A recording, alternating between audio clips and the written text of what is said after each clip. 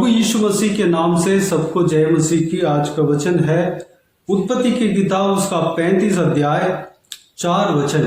इसलिए जितने पराये देवता उनके पास थे और जितने कुंडल उनके कानों में थे उन सबों को उन्होंने याकूब को दिया और उसने उनको उस बांज वृक्ष के नीचे जो शकेम के पास है गाड़ दिया।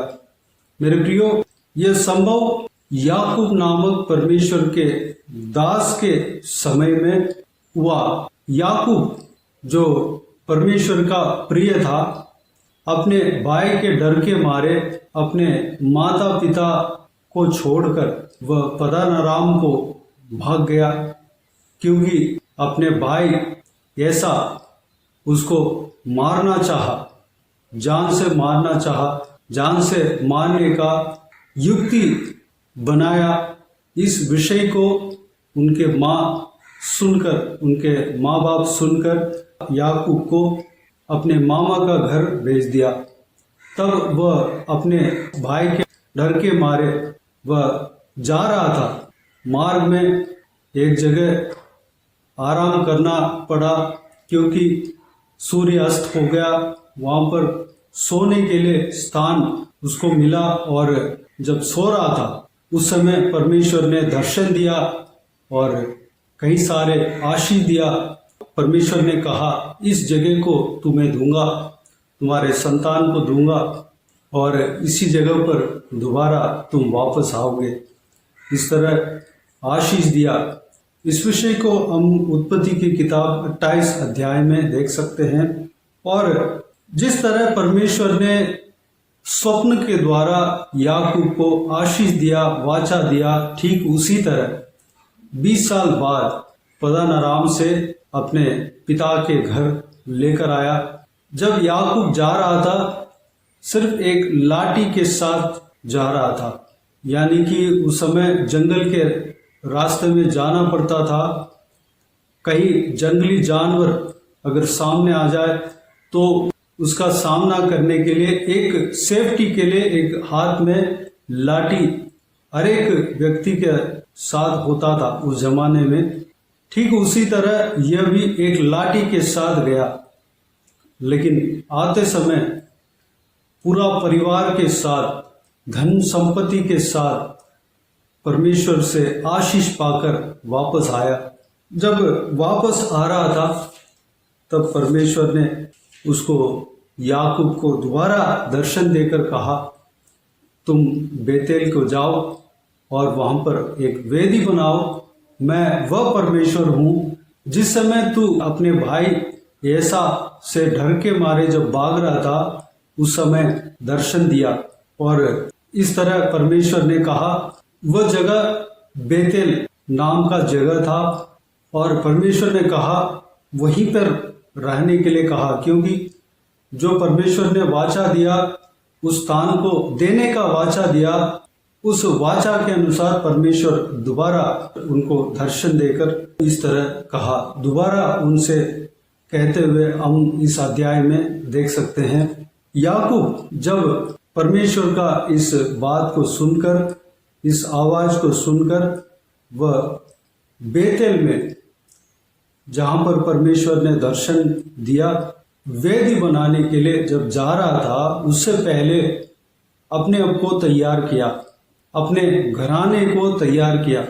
परमेश्वर के खिलाफ जो कुछ भी बात अपने घराने के अंदर है सारा कुछ निकालकर फेंकने के लिए कहा, सब कुछ निकालकर फेंकने के लिए कहा और अपने आप को शुद्ध करने के लिए कहा, अपने वस्त्र को शुद्ध करने के लिए कहा और अपने वस्त्र को धो डालने के लिए कहा।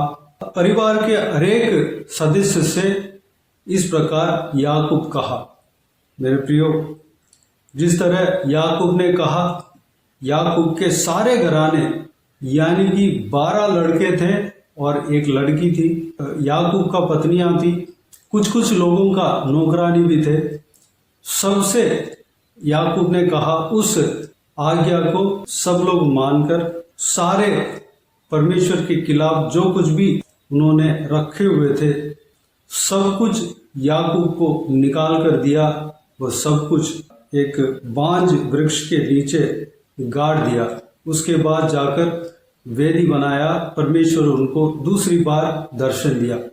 मेरे प्रियो, इस संभव से हम यह सीखने को हमें मिलता है कि परमेश्वर को आराधना करने से पहले हमें अपने आप को तैयार करना है।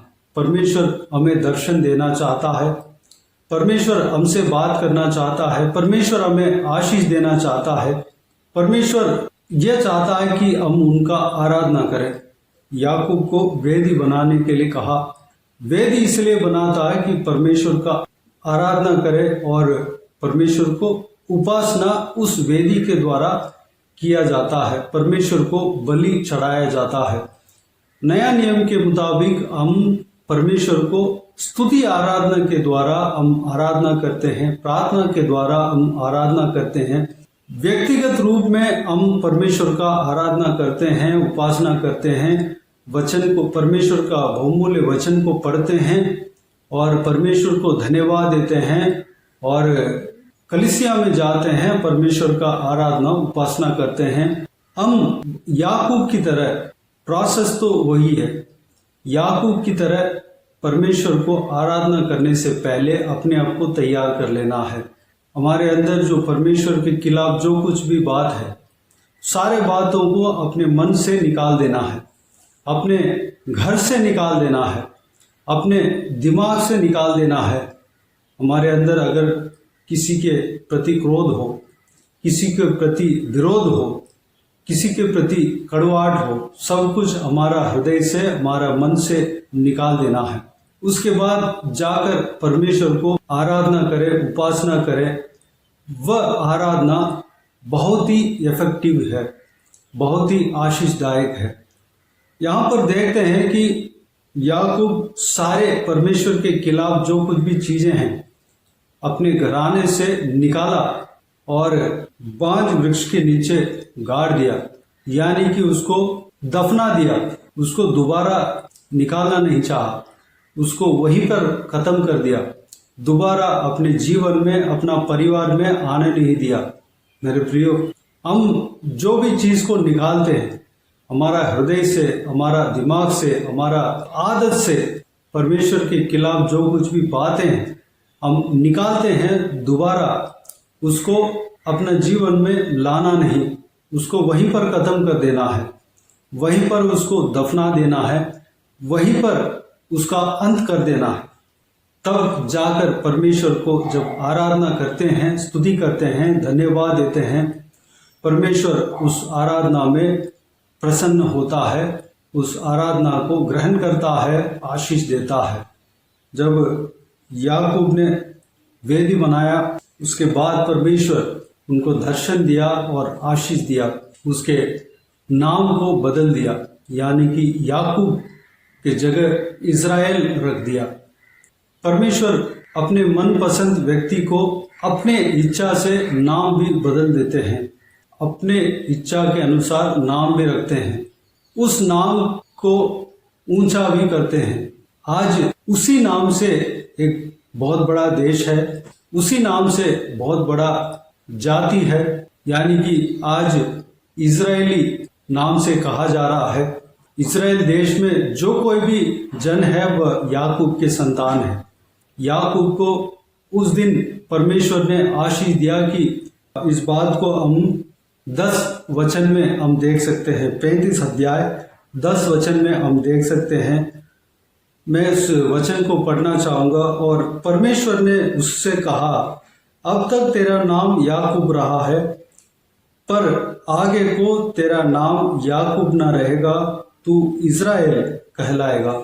जिस तरह परमेश्वर ने आशीष दिया, उस तरह उस आशीष को आज तक भी इजरायली जन अपना रहे हैं, आज तक भी उस आशीष को महसूस कर रहे हैं। उस वाचा को परमेश्वर ने पूरा किया और पूरा करेगा भी। जिस तरह परमेश्वर ने वाचा दिया, उस वाचा को पूरा भी किया।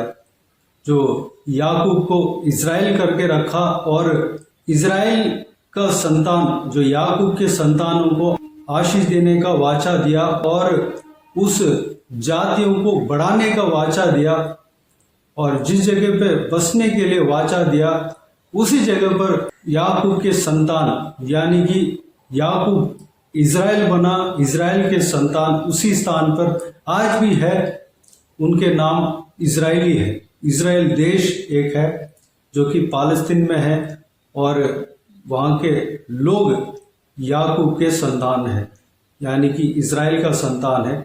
इज़राइल जो नाम है वह परमेश्वर ने रखा। मेरे प्रियो, जब हम परमेश्वर के लिए अपने अंदर जो कुछ भी परमेश्वर के खिलाफ कार्य है वो सब कुछ छोड़ देते हैं, उसके बाद जाकर परमेश्वर के उपस्थिति में जाकर आराधना करते हैं, उपासना करते हैं, तो परमेश्वर हमें बहुतायत से आशीष देता है। वह आराधना महत्वपूर्ण होता है, परमेश्वर के नज़र में बहुत ही इफेक्टिव होता है। एक पवित्रता के साथ परमेश्वर को आराधना उपासना जब हम करते हैं, परमेश्वर उससे प्रसन्न होता है और उस आराधना को ग्रहण करता है। परमेश्वर हमें आशीष देता है। परमेश्वर हमारे नाम को ऊंचा करेगा जिस तरह याकूब के नाम को ऊंचा किया। याकूब के नाम पर यानी कि याकूब को इज़राइल कहकर कहा, नाम को बदल दिया और उस नाम को इज़राइल यह नाम को एक देश का नाम रख दिया और बहुत सारा जाति याकूब के द्वारा परमेश्वर ने बसाया। ठीक उसी तरह हमें भी, आपको भी, इस वीडियो को जो भी देख रहे हैं, परमेश्वर प्रभु यीशु को जो कोई भी जन विश्वास कर रहे हैं, उन सभी के जीवन में यह आशीष परमेश्वर दे सकता है। परमेश्वर यह सारा आशीष जो याकूब को दिया है, सारा आशीष आपके जीवन में भी परमेश्वर दे सकता है, मेरे जीवन में परमेश्वर दे सकता है। हमारा काम है हम परमेश्वर को बाता हुआ काम को करना चाहिए। परमेश्वर के खिलाफ जो कुछ भी कार्य है उस सारे कार्य को निकाल कर फेंक देना है, उसको अंत कर देना है, दोबारा हमारे जीवन में लाना नहीं। इस बात को करने के लिए अपने आप को परमेश्वर के हाथों में समर्पित करें। हम इससे पहले अगर पाप भी किए हों, परमेश्वर के आगे अपने आप को आज इस वक्त सौंपें, परमेश्वर से माफी मांगे। परमेश्वर अनुग्रहकारी है, परमेश्वर माफ करने का उनके अंदर सामर्थ्य है और उनके अंदर अधिकार है। वह कृपालु है, दयालु है, हमें माफ करने का मन परमेश्वर रखा है। तो आइए हम प्रार्थना में जाएं। प्रभु यीशु, आपको धन्यवाद देता हूं परमेश्वर आज के दिन के लिए। पिता, आज का आपके इस बहुमूल्य वचन के लिए आपको धन्यवाद देता हूं परमेश्वर। बीते हुए दिनों में हमें संभाला, बचाया, सुरक्षित रखा। आपको धन्यवाद देता हूं आज के वचन में हमने जो कुछ भी मनन किया, सारे बातों के लिए आपको धन्यवाद देता हूं परमेश्वर। पिताजी, हालेलुया, याकूब के जीवन में जो संभव हुआ, उस संभव के द्वारा हमने जो कुछ भी सीखा है पिता, उस बात के अनुसार, उस बहुमूल्य बात के अनुसार हम चलने के लिए अनुग्रह देना परमेश्वर। याकूब अपने घराने को इस तरह आज्ञा दिया कि परमेश्वर के खिलाफ जो कुछ भी बातें हैं सब कुछ निकाल कर मेरे पास दो। वो सब कुछ निकाल कर लोगों ने, उनके घरानों ने दिया और सारा कुछ एक बांज वृक्ष के नीचे गाड़ दिया और उसका अंत कर दिया, खत्म कर दिया, दोबारा अपने परिवार में आने नहीं दिया परमेश्वर। उसके बाद जाकर आपके आज्ञा के मुताबिक एक वेदी बनाया और परमेश्वर आपको आराधना किया। पिताजी, हम भी आपके खिलाफ जो कुछ भी बात है, जो कुछ भी कार्य है हमारा हृदय में, हमारा सोच विचार में, हमारा घर में, हमारा परिवार में, हमारा आदत में, परमेश्वर आपके खिलाफ जो कुछ भी है परमेश्वर हम निकाल के फेंकना चाहते हैं। पिता, हमें मदद करना परमेश्वर। पिताजी, हम जो कुछ भी आपके खिलाफ पाप किया है परमेश्वर हमें माफ कर देना, हमारे ऊपर दया करना परमेश्वर। हमारे अंदर अगर कड़वाहट है, दुश्मनी है परमेश्वर हमें माफ करना पिता। हम सारा दुश्मनी को, कड़वाहट को दूर करते हैं परमेश्वर। हम आपके खिलाफ कुछ भी बोला हो तो हमें माफ करना परमेश्वर। हमारे मुंह से निकला हुआ बात आपके खिलाफ हो तो परमेश्वर हमें माफ करना पिता, हमें क्षमा करना पिता। परमेश्वर हमें शुद्ध करना परमेश्वर, हमें पवित्र करना पिता। हम जो कुछ भी बात को आपके आगे सौंपे हैं परमेश्वर, हम माफी मांगते हैं पिता उस विषय को दोबारा हमारा जीवन में आने नहीं देंगे परमेश्वर। हालेलुया, उसके लिए हमें मदद करना पिता। धन्यवाद देता हूँ परमेश्वर। हम पवित्र जिंदगी जीने के लिए आपके मदद चाहते हैं परमेश्वर। हम पवित्र जिंदगी जीना चाहते हैं, हमें पवित्र मार्ग में हमें चलाना परमेश्वर, हमें पवित्र करना पिता। धन्यवाद देता हूँ परमेश्वर। हम शुद्ध मन के साथ आपको आराधना करने पाए, आपको स्तुति करने पाए, महिमा करने पाए, अनुग्रह देना परमेश्वर। पिताजी, जिस तरह याकूब को नाम बदलकर परमेश्वर याकूब को आशीष दिया, इज़राइल नाम रखकर परमेश्वर उनको आशीष दिया परमेश्वर, उनके संतानों को आशीष दिया। जिस तरह आपने वाचा दिया परमेश्वर, उस वाचा को पूरा किया। हम आज भी उस आशीष को हम देख रहे हैं परमेश्वर। सारा इजरायलियों को परमेश्वर हम जब देखते हैं, इजराइल देश को जब हम देखते हैं परमेश्वर, ये वाचा हमें स्मरण आता है पिता। आपके वाचा, आपके परमेश्वर प्रतिज्ञा परमेश्वर, हालेलुया, आपने जो वाचा दिया पूरा होते हुए हम आज भी देख रहे हैं परमेश्वर। इजराइल देश में, पालस्तीन में परमेश्वर सारा याकूब के संतान जो कि इजराइल बना, परमेश्वर उनके संतान बसे हुए हैं परमेश्वर। पिताजी, आपने जो वाचा दिया परमेश्वर उसको पूरा करने वाला परमेश्वर हो पिता।